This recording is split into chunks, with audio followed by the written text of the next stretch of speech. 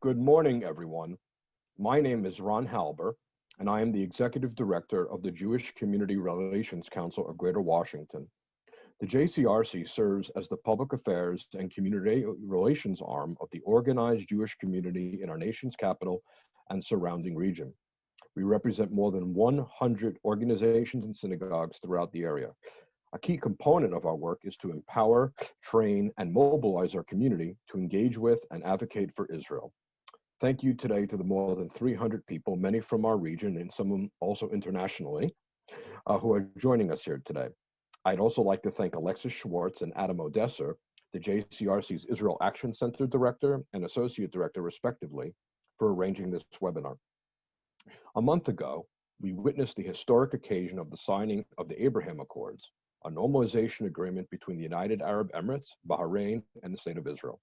This agreement coming 26 years later, think about that, after Israel last signed a peace agreement with an Arab state. This laid the foundation for cooperation between Israel and the Gulf states and was hoped to lead to additional agreements with other Arab nations in the future. Since then, the United States has been fully immersed in the upcoming election, while Israel has been dealing with their second lockdown since the COVID-19 pandemic began. I look forward to hearing from our speakers today on the implications of the Abraham Accords and what it may have on the relationships between Israel and the Arab and Muslim world, Israelis and the Palestinians, and the U.S.-Israel relationship and what this means for the future.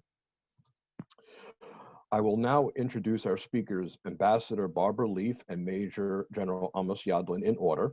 And then following that, we will have each one will speak for a few minutes, and then that'll occupy the first half hour, and then we will take audience questions. Ambassador Leaf is the director of the Arab Politics Program at the Washington Institute for Near East Policy. We're certainly familiar with your think tank, and we're closely with it, Ambassador. She was the U.S. ambassador to the United Arab Emirates from 2014 to 2018.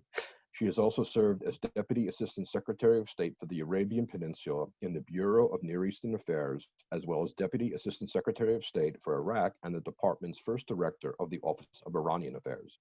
Ambassador Leaf departed government as a member of the Senior Foreign Service and has received numerous superior honor and meritorious honor awards throughout her career. General Amos Yadlin is the Executive Director of Tel Aviv University's Institute for National Security Studies. He served for more than 40 years in the Israel Defense Forces,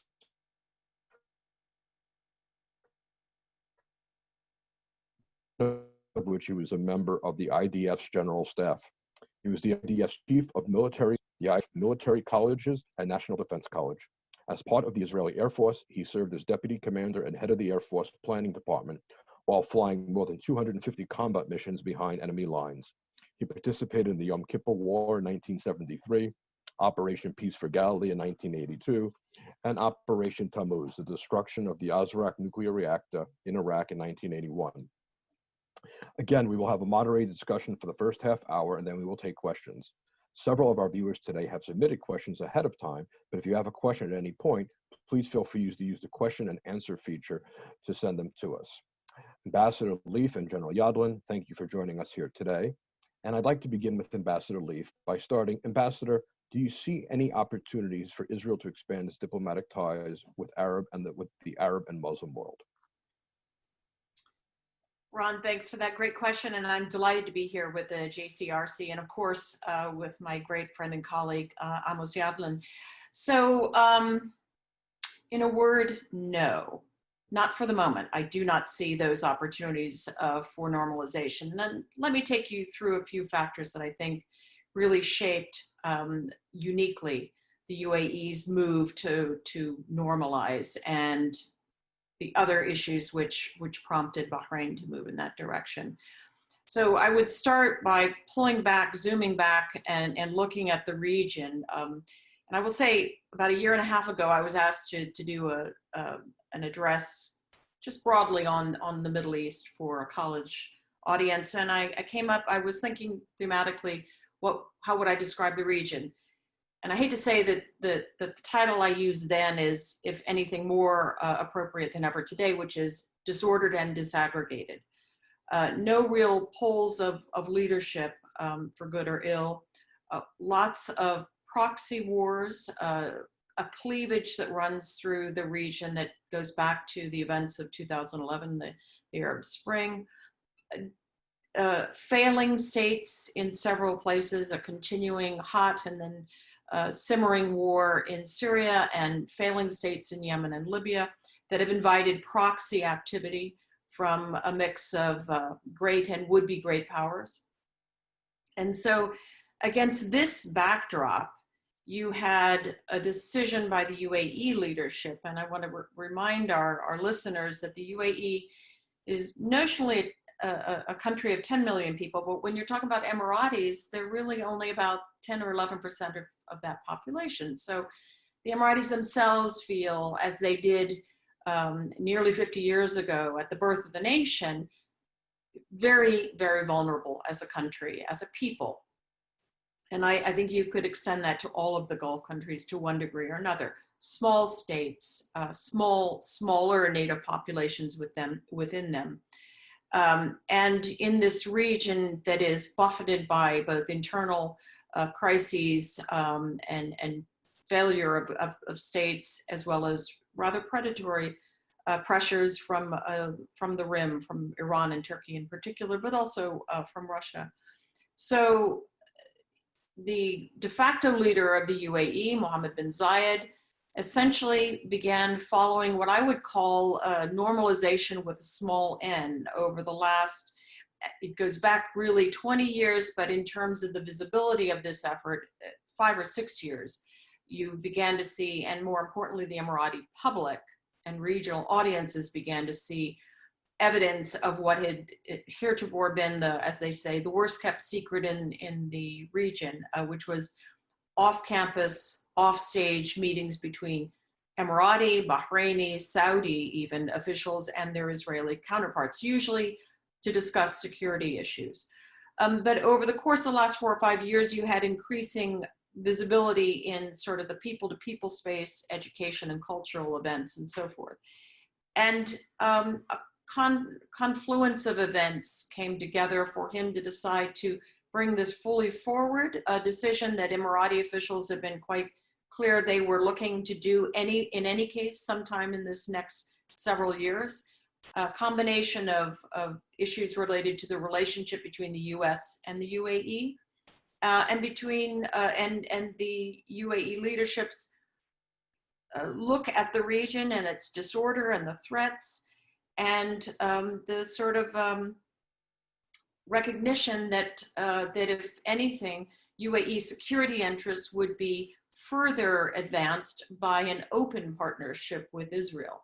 So this was a decision that was brought to the US. It had been encouraged, of course, by the Trump administration and even to a certain degree by the Trump administration's predecessors. So this was a decision brought forward by the UAE to Washington for assistance in midwifing the agreement. Now, Bahrain is a different case. Bahrain had also been doing a smaller version of normalization with a small n, but really was essentially hustled into a formal declaration by Washington. I don't see the same issues surrounding the other Gulf states, and if you go further out into the region, even less so. So for the moment, notwithstanding some really energetic efforts by the administration to push Oman forward, or Qatar, even Kuwait, which will be the last, I assure you, of the Gulf countries to normalize, and Saudi Arabia as recently as today with Secretary Pompeo and the Saudi foreign minister meeting. Secretary Pompeo made it clear publicly that he had again pushed the Saudis on this. But I don't see the same preparation internally in these countries vis-a-vis their publics that the UAE had assiduously done for the last 5 or 6 years, nor do I see the same readiness to take risks that you find in the. Can I ask you why? I understand that you're saying that the motivation for the UAE was really security, and it was actually their initiative, which is contrary to what a lot of us have seen in the paper. So thank you for enlightening on this. how was Bahrain able to be cajoled, considering obviously they didn't feel the same, were they feeling the same insecurity as the United Arab Emirates, or was there a different type of motivation that brought them to the table? Because the Saudis basically winked and said it's okay when they Yes, nodded at the agreement. that's a very important piece of it. Now, on the one hand, the Bahrainis, especially under the previous foreign minister, had been very forward-leaning in terms of their public posture towards Israel. And of course, as you recall, Bahrain played host to an economic event at the request of the administration last summer, in which you had Israeli business leaders come and meet with with a cross a cross section of both Bahraini and other Arab state business folks. But Bahrain has a more complicated demographic and internal scene. And there is resistance within its public, both in the Sunni minority and the Shia majority, to normalization for a mixture of reasons. Bahrain had to secure Saudi Arabia's non-objection and even encouragement to go forward. I don't think it would have, and it was, I understand it was under pressure initially by the Saudis not to do so, but the Saudis essentially, not to put too fine a point on it, agreed to Bahrain normalizing to relieve themselves of pressure from the administration to do so themselves. So I will stop there if you like, and let you pitch a question to Amos. Oh, sure. Well, I will, first of all, thank you, Ambassador, very much for your remarks. I'd like to start by asking General Yadlin something that I'm sure you think about every day, which is, what are the strategic implications for Israel as a result of the normalization of ties between Israel and the United Arab Emirates?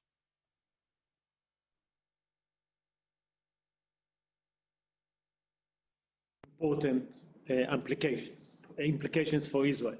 But thank you, Ron, for inviting me, and it's always a pleasure to be with Ambassador Leaf, who have lived there, who know the areas so well. So first, we have peace. You know, somehow Israelis forgot that the term peace is in a way our most important objective.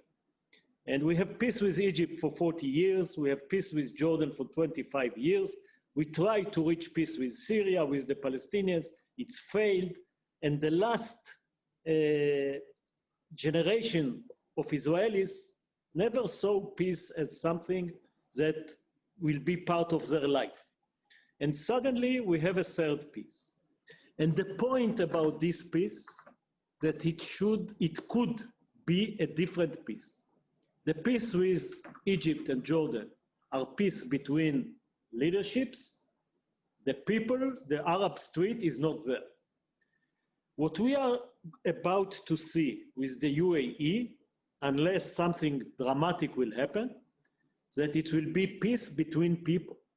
We'll see joint ventures, we'll see tourists going both ways, we'll see students exchange, we'll see a lot of activity in banking or in any other business area. The two economies are about the same. It's about 400, 450, depends what Corona will do, $1 billion GDP.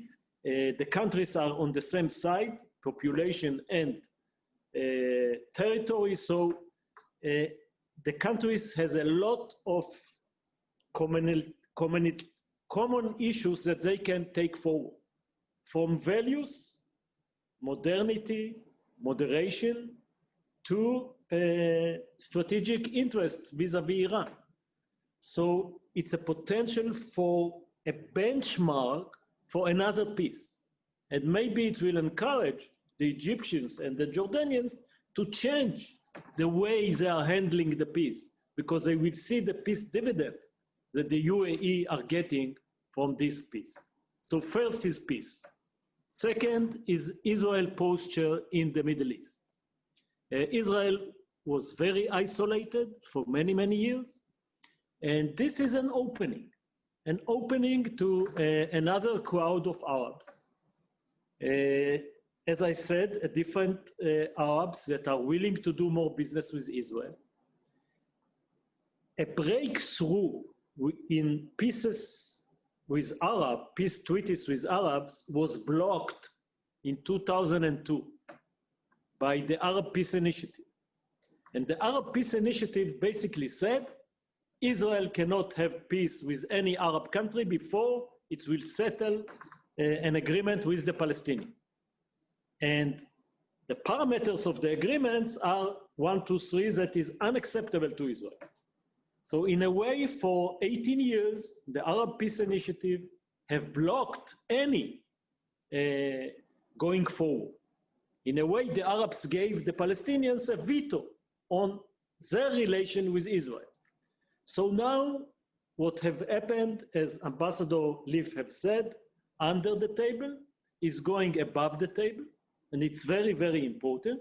And the Arab Peace Initiative block veto is very weak now, very weak. The Palestinians complained to the Arab League, and the Arab League basically said, we had enough with you. So this is something that is making Israel stronger vis-a-vis the Arab world. And another point here, for many, many years in the past, when Ben-Gurion was the prime minister, our enemies were the Arabs, and he reached out to Turkey and Iran in a way to have allies against the Arabs. What is happening today is that Israel has good relations with the Arabs, and the enemies of these Arabs are the Iranians and the Turks. Israel is aligned with them.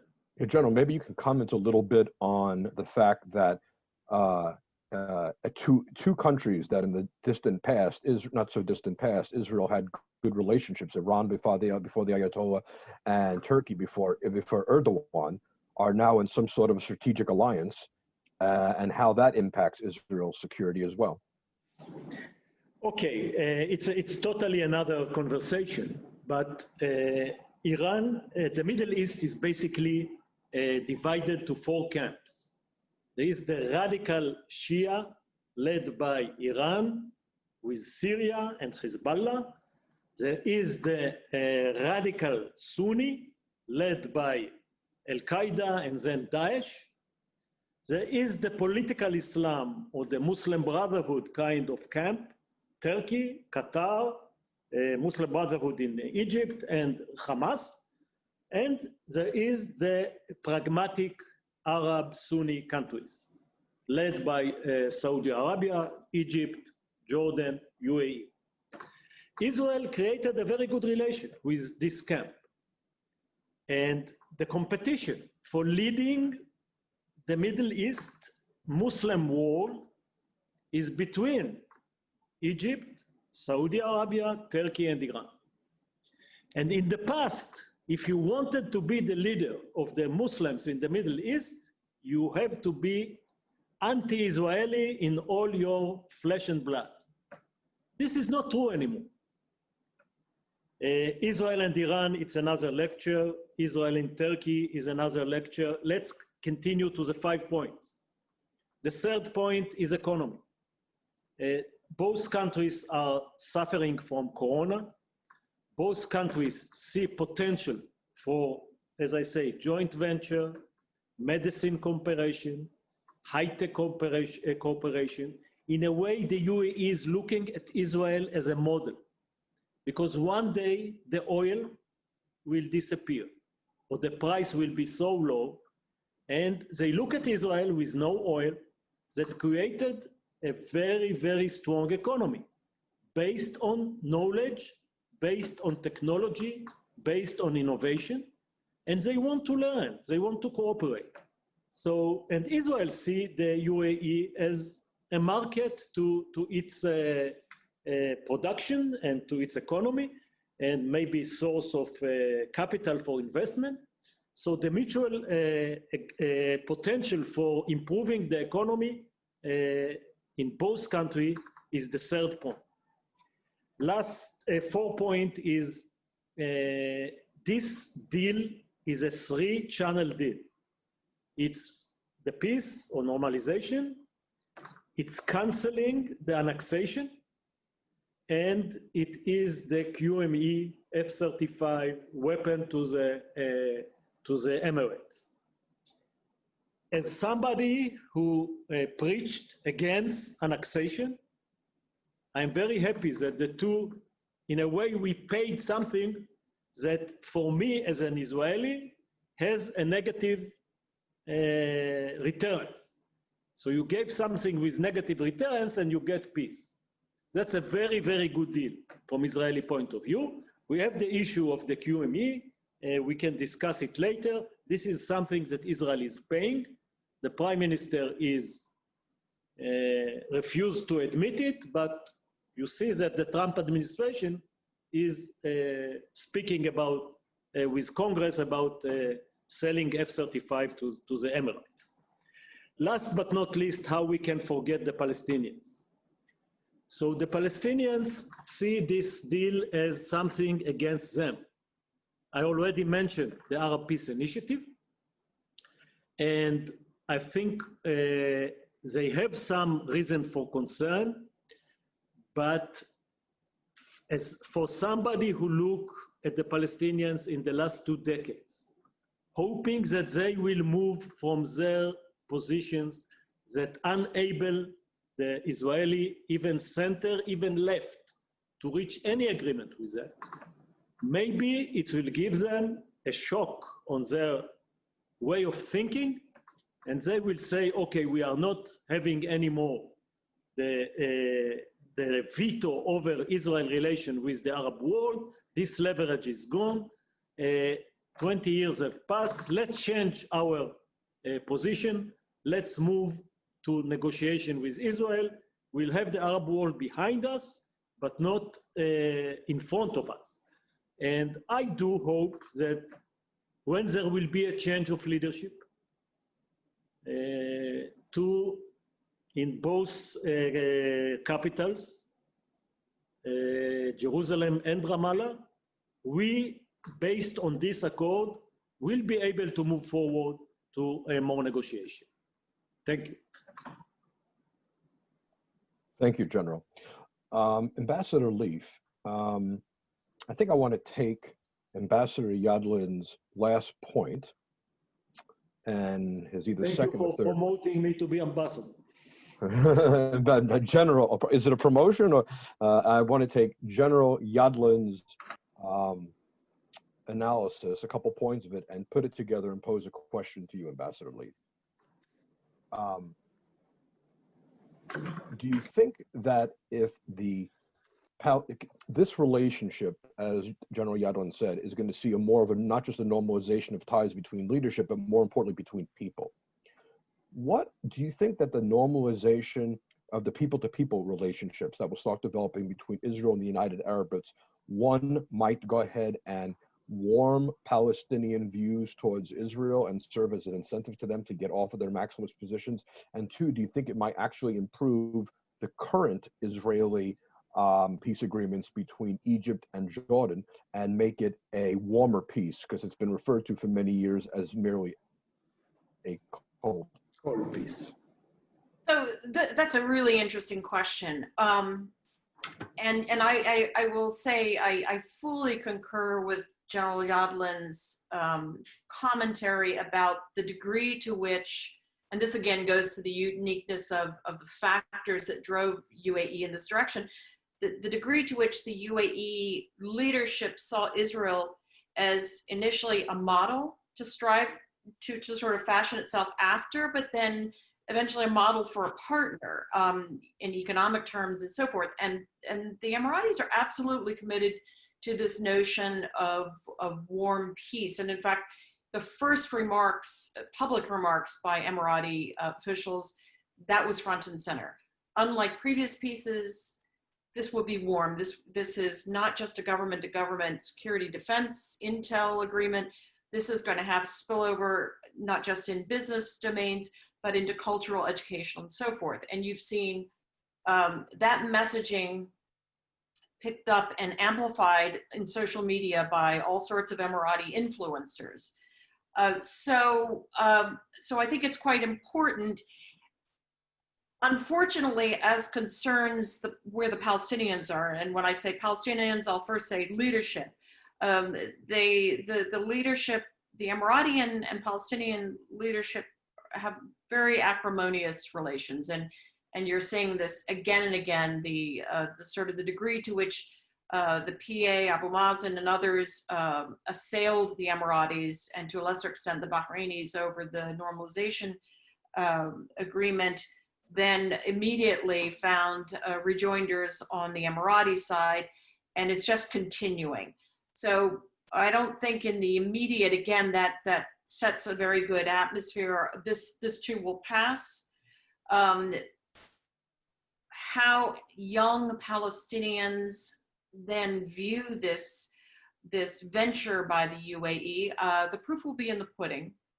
And I think, frankly, whether it's through a change in PA leadership or what have you, the degree to which the Emiratis find in building a relationship directly with Israel that they then have leverage and influence that they might use vis-a-vis even bread and butter issues, daily life issues for the Palestinians, that will help. Now, this issue of Jordan and Egypt is, again, really interesting because Amos is absolutely right. For 41 years, for 26 years, it has largely been government to government, defense security defined relation with varying degrees of chilliness to hostility in the public at large. And that, of course, there are many reasons for that. Of course, the fact that they were combatant states, yes, but also because those governments over periods of time did not really do a lot to change their public's views on the matter. And when I say change them, I mean through educational curriculum and through government managed media. That's a real difference between what you saw happen clearly in the UAE and what must happen in Saudi Arabia for the Saudi leadership to be able to take this step. They haven't really done a lot on that part. So yes, if the clear economic and other benefits are apparent to the Egyptian and Jordanian leaderships, that will encourage them, but they've got some work to do at home. I guess that's where I leave it. Got it. Thank you very much, Ambassador. General Yadlin, F-35s in the UAE Air Force, possibly? Strategic balance, concerns? Can you please talk about how that might affect Israel's qualitative military edge if that sale were to take place? Yeah, the Q&E, qualitative military edge, is not 0 or 1. There is levels of QME that can be arranged. And the F-35 is already, I think, 4 years in Israeli hands. We are much more advanced in bringing them to an operational status. It will take a year or 2 or 3 until the UAE will get them. So it will be 7 years after us. And we have peace with the UAE. So I'm not that concerned. As I said, a country that is far away from Israel, never fought with Israel. You don't see an opposition that the main goals of it is to fight with Israel. In a way, we share the same defense interest vis-a-vis Iran. So if it was only the UAE, the issue of QME was not that of concern. The problem is that you open the box, and this is a precedent. And if the Saudis will come, if the Egyptians will ask for it, we already heard about Qatar. I think the Qataris can forget about it as long as they have good relation with Turkey and Iran. But what really happened here is that it's a precedence, and this is a concern.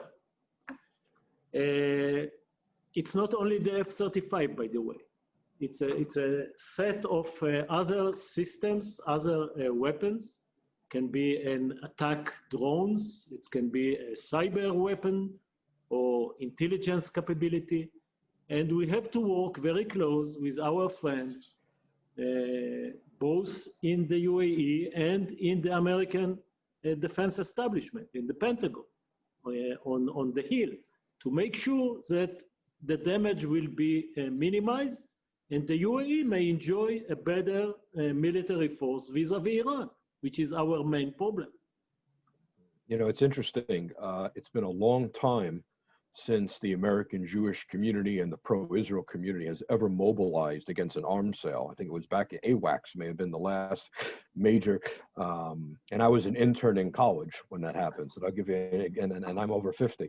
So that's been off the plate, but I could honestly see a re-engagement in that effort if, because the two things that the American Jewish community feels is the one thing that unifies the American Jewish community and pro-Israel supporters, or the ability, and that this is unequivocal and can't be broken, is the independent ability for Israel to maintain dominance and to maintain the strategic qualitative edge over any combination of adversaries now in the Middle East. And I understand what you said. Obviously, the UAE would not be an adversary, but I'm also concerned, and I'd like to throw this to open to both of our speakers, is that the UAE, there's only, you said, very few actually United Arab Emiratis vis-a-vis the population, right? So there's about 15% of the population or less is Emirati, and the rest is outside. What happens is there a possibility that the UAE could be overthrown at some point, and that those weapons could end up in the hands of people who are hostile to Israel and or the United States? Or is that just such a Pollyannish viewpoint that it's not really possible? But we've all seen craziness happen in the Middle East, where one day you're a friend and the next day you're an enemy. That's right. And I mean, you know, the perfect example, of course, is the fact that the Iranian Air Force is still flying US F-4s. Right, Tomcats, right. That's right. So, it's a fair point. Everything that Amos said, I would fully agree with. And I wrote on this recently, the whole F-35 conundrum, because there are many different pieces of it. And part of what is put the cat among the pigeons to a certain degree on this is frankly the process by which this became entangled in, part of, not part of, depending on who you're talking to or hearing from, of the normalization deal. And of course you had the Saudis, when they finally spoke formally about the UAE's announcement, almost a week later, you had a Saudi official say, well, it's all fine and good. Great on annexation, but any state that thinks to follow in the UAE's steps should exact a very high price for normalization. And our price, the Saudi price, will be two states with Jerusalem as the capital of the Palestinian state. So, but it's fair to say that especially if any states or sort of get pushed over the finish line by an administration, be it this one or a follow-on, they will want a price to be paid by the US as well. That's only, you know, the precedent's in a sense been set. To your question, Ron, no, I don't worry about the UAE being destabilized anytime soon. But with this weapon system, which is more than just a 5th generation fighter, it's a battlefield platform unlike any in the world. So it is, you know, it is the exhibit A of a paradigm shifter. So there are a lot of security concerns, even with a friendly partner country like the UAE, because of Chinese and Russian defense theft efforts, you know, co-location or near location by Chinese defense systems and Chinese defense technicians and so forth. So a lot of concerns to be gotten through. I think it's fair to say there is a way to deal with the UAE piece of QME. It's how do you deal with the rest? And we know that Egypt has already had asked some years ago for the F-35 and was turned down. Qatar has now apparently asked formally, and others will. So it is all those others. I agree with the general, the chance of Qatar. With some. Yeah, I agree with the general. The chance of Qatar getting the F-35 is nil. Please continue. Did you have anything else you wanted to add, or? No, I think I'll stop there. Okay. So I was going to, this is the time I'm going to turn to our audience and tell them to please go ahead and ask, enter their questions. And I'm going to try and summarize them together so we can get as many. Does Israel have any obligation under the Abraham Accords, and any defense agreements with UAE, or any sort of mutual assistance defense obligations that came as a result of the signing of the normalization of agreements, General Yadlin? It is not a defense treaty. It is a peace treaty. It's normalization treaty. And you will not find in the wording, and the ambassador will correct me, anything on defense. It is mostly on economy, on technology, on medicine, on tourism. We don't need the UAE to come and help us vis-a-vis Hezbollah or Hamas. And if the UAE will be attacked by Iran, I think they will first look to the US. Even though back in their mind, they see two consecutive administrations less interested in the Middle East. It is the Obama administration first, and then the Trump administration. And in a way, this is one of the forces that drives them to the agreement. But this is an hidden agenda. It is not formally in the Abraham Accord. And I think it is not on the agenda for the coming years, because the Iranians will be very, very careful. Iran need to restore their economy, which is in a bad shape. The real crossed the 300,000 reals for dollar. Inflation is very high, sanctions are hurting. And I see the Iranians coming to negotiate, whoever will be the president of the United States. Because if it is Biden, they will try to go back to the JCPOA and to remove the sanctions. And if it is Trump, they cannot stand another 4 years. So the UAE, I think, is quite safe in the coming years before Iran will do anything that may bring somebody to think that Israel will come to help them. Ambassador, do you have anything to add to that? Yeah, I would just say, you know, the issue of how the U.S. plays in all of this is really a key one. And it's true that, you know, whether it's Trump 2 or Biden 1 in January, there's a sort of an evaluation that you find across the Gulf and in other parts of the region, that the U.S. really wants to be rid of this region. Now, the ironic fact, as I was often at pains to reinforce with my Emirati counterparts, was that, and it's even truer 3 years later, far from leaving the United States, we have deepened our security architecture in many directions. And we re-entered the region in force in 2014 in a way that no other country was willing to do, and led the fight against, corralled an international coalition and led the fight to regain a third of Iraq back to its government from ISIS. But that notwithstanding, you've had two successive presidents musing aloud constantly, longingly, almost angrily, that the US has other business to tend to in other regions, specifically Asia, and now that its real national security concerns are dealing with great power competition with Russia and China. So the Iran piece fits into this. I'm not so sure I agree with Amos that the UAE has nothing to fear from Iran in the near term. Yes, literally before November 3rd, right? I sometimes think, well, I think frequently about the prospects for something between November and January in terms of a show of force or some disruptive action by Iran to either put pressure on a new administration or to sort of set the table for dealing with a second Trump term. But the UAE, like these other Gulf countries, is really wondering where the US is in this mix. And so the pivot towards Israel is, in a sense, a very different kind of hedge against the uncertainties of that future.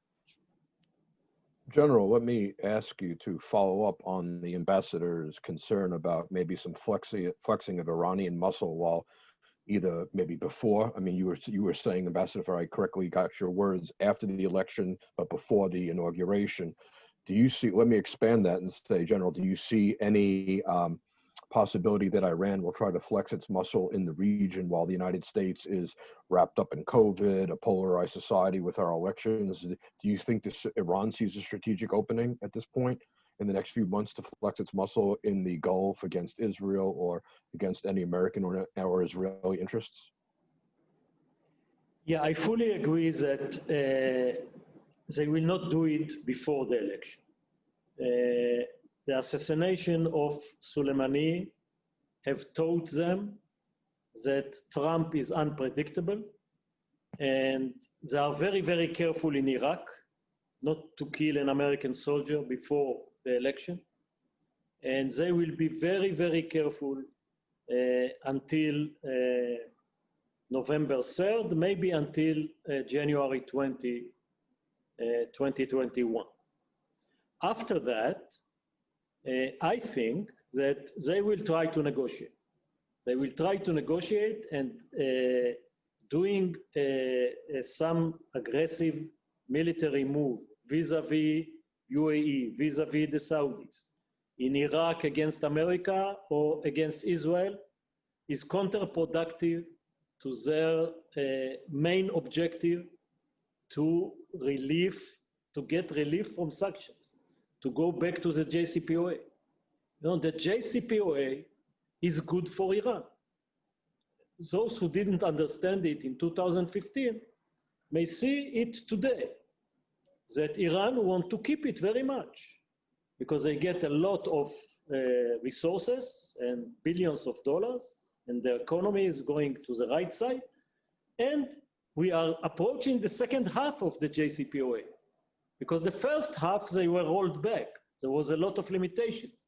But now they are getting to the area, to the period towards sunset. So the Iranians are sophisticated, the Iranians are smart, the Iranians know very well how to play their cards, and they strategically will try to reach an agreement that will bring them back basically to the JCPOA. If they will not be able to do it because it's Trump's second administration, or because the Democrats will understand that going to the same JCPOA make no sense, and they will ask some change in the loopholes in the previous agreement, then Iran may play their hands militarily. Once again, I think they will do it not directly. They know exactly the balance of power between Iran and the United States. They even know that having a direct confrontation with Israel may be problematic for them. They will do what the Iranians are doing for 40 years.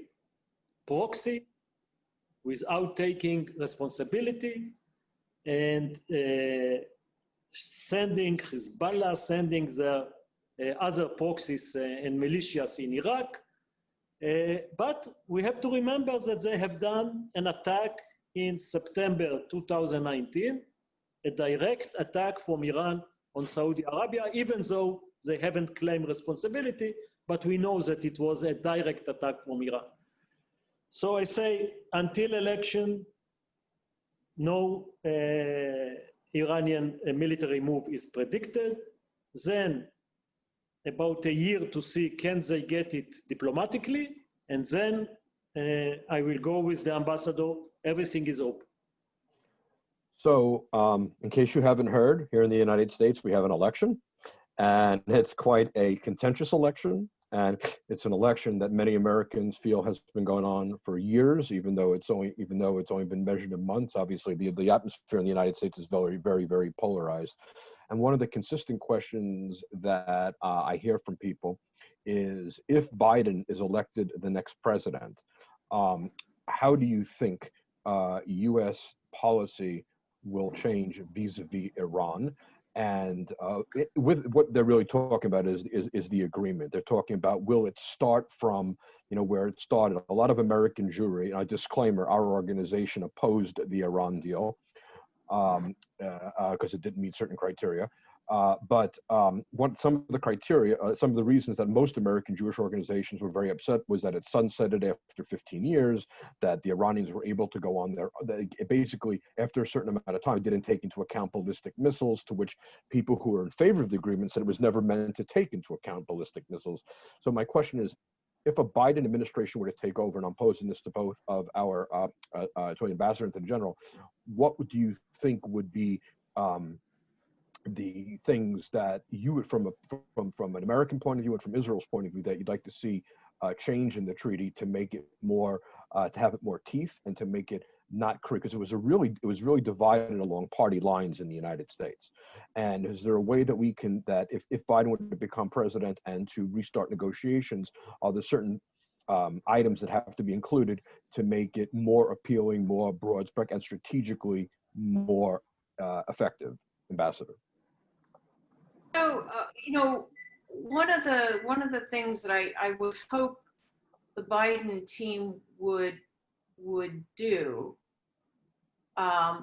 is, first of all, take its time. And I think with the plate that will be crowded with domestic issues of great urgency, I'm not too worried about anyone, be it Trump or Biden, taking their time before turning to Iran. There will be so many domestic issues needing the immediate attention, economic issues, again, the public health dimensions of what we're going through, getting a vaccine rolled out methodically and in a way that has high public confidence, etc. So there's all of that. Then on the foreign front, you've got really, tackling, again, for Biden administration, I would like to see them do what Biden talks about doing, which is really bite into the effort to rebuild alliances. But that would include within the region, against the backdrop of, as we all know, there was great acrimony between, especially in the second term, between the Obama administration and a number of the Gulf states, not all, but a number of the Gulf leaderships and the Israeli leadership. And it was so that the pendulum swung all the way up here in terms of acrimony. Under the Trump administration, it swung all the way in the other direction, to the point where, you have Democratic members usually, and the Biden campaign itself saying, there's been a blank check issue to the Saudis and Israel and so forth. So I'd like to see, take some time. Don't rush forward or after the Iranians. Let them just sit and, think about where Washington will end up.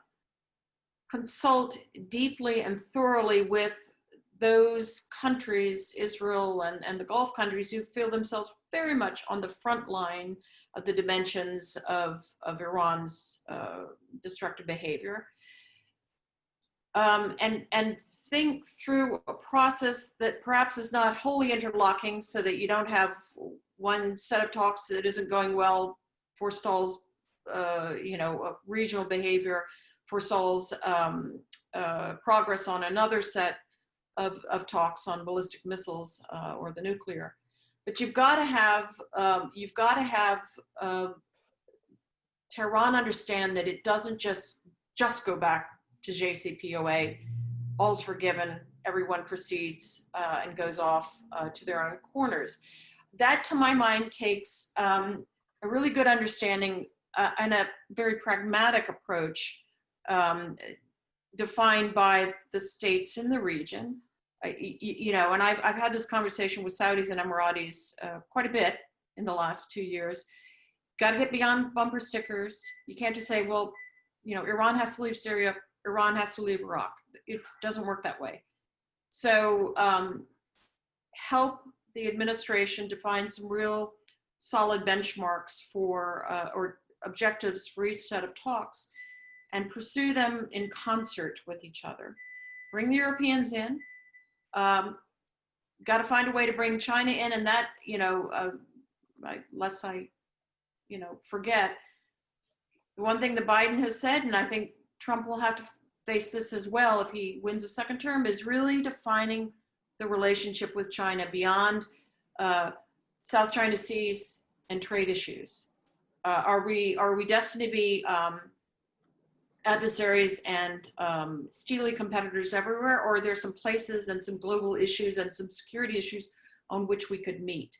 So I'm not going to, I won't give you a prescription as such, Juan, in terms of the new nuke deal must have this, this, and this, but rather it's got to have a sort of calibration among sets of allies that can help with this piece, because it's not just the US dealing with Iran, but it's also how we create a set of discussions that follow on different tracks, but can have their own dynamic perhaps, but that really must be addressed, because those baskets, the ballistic missiles, the regional behavior are things that were left out for, you know, arguably valid reasons at the time, but then the administration didn't go on to try to tackle them after the JCPOA. And I think that's where you really lost the support, certainly of the Gulf states. I think Amos would say, you know, Israel was lost on the merits of the nuke deal itself. Yeah, I fully agree that the priorities for the Biden administration, Iran may be number 10. There will be COVID, there will be the American economy, there will be the race violence, then China and China and China, and then Russia, and then North Korea, and Iran may be number 10. From speaking with my friends in the Democratic Party that served under Obama, I see two camps. Some of them are saying back to Obama, where he left the will, we will continue from 2016.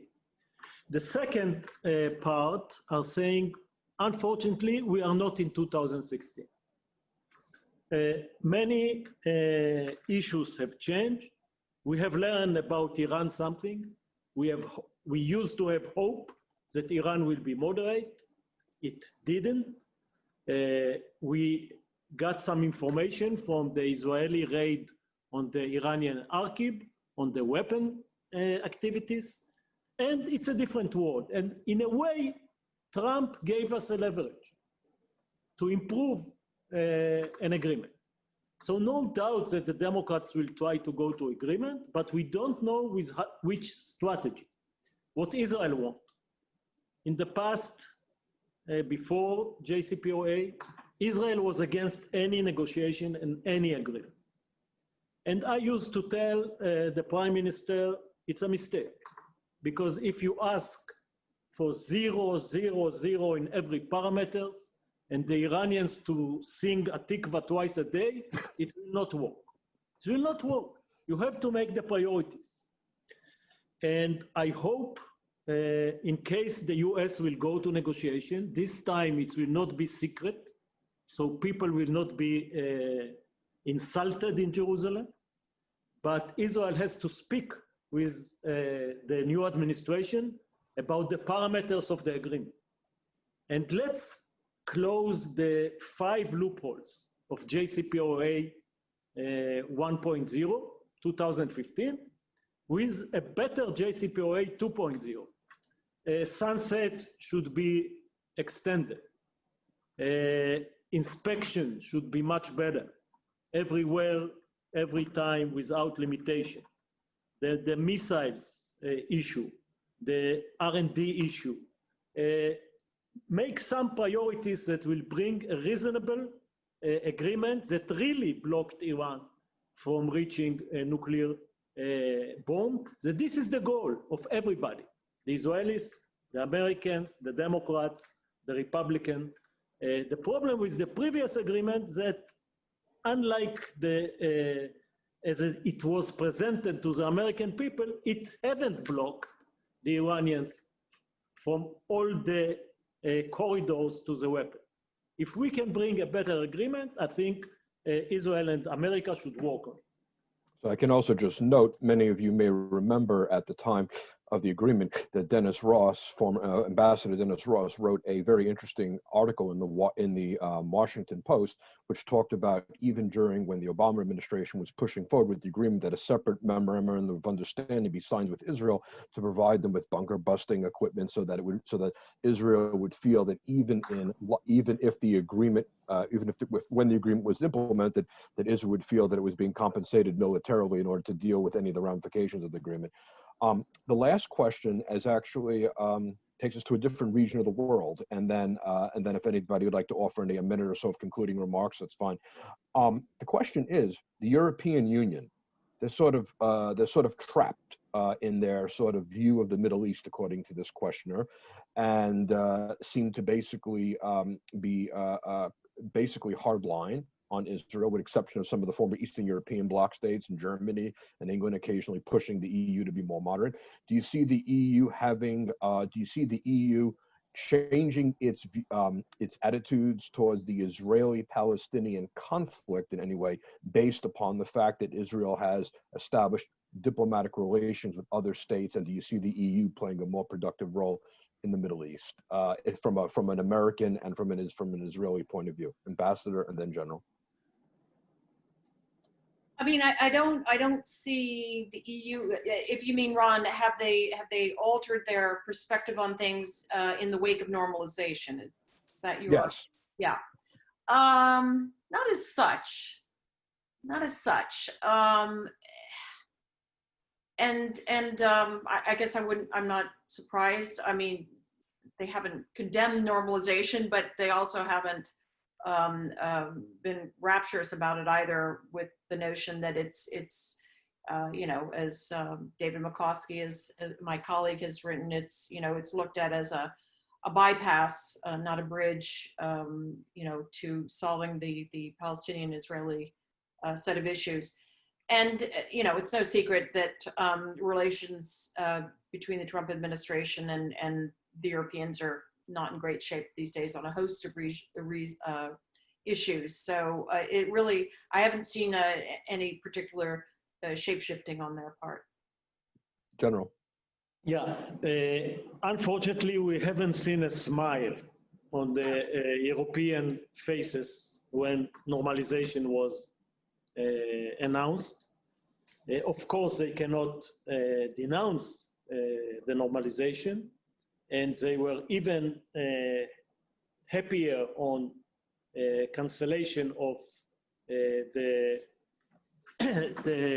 annexation.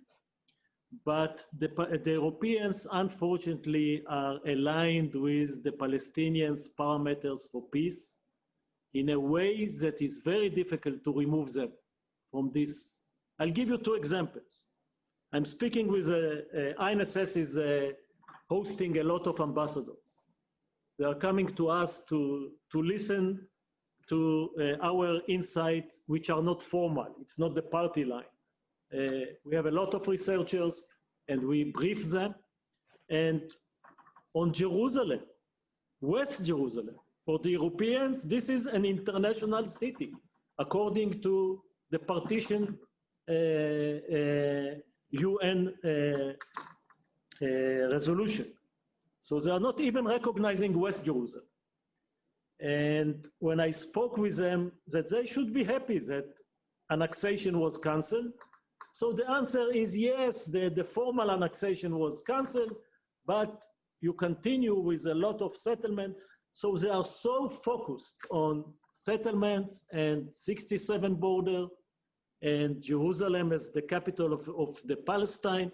So you can't really make them happy. So on that note, would you like to conclude, Ambassador, with about a minute or so, followed by the General for a minute, and then we'll call this a great hour and a great briefing. Ambassador. Certainly. So look, I will go back to how we started our conversation, which is, how does normalization with these two Gulf states presage or not something broader in the region? So I will just say, for my money, unfortunately, these two significance, the steps of great significance by these two states, don't denote an earthquake in Arab affairs as regards Israel. But on the other hand, what I did like in the case of the UAE was that it was an organically driven decision, a calculation by its own leadership, which, like Anwar Sadat, did years ago, 41 years ago, a calculation that it was in the national interest to go in this direction. So not hectored into it, not bullied into it, not press ganged into it by any outside power, but really taking that decision and telling its public, we're bringing you along for the ride, and preparing the public.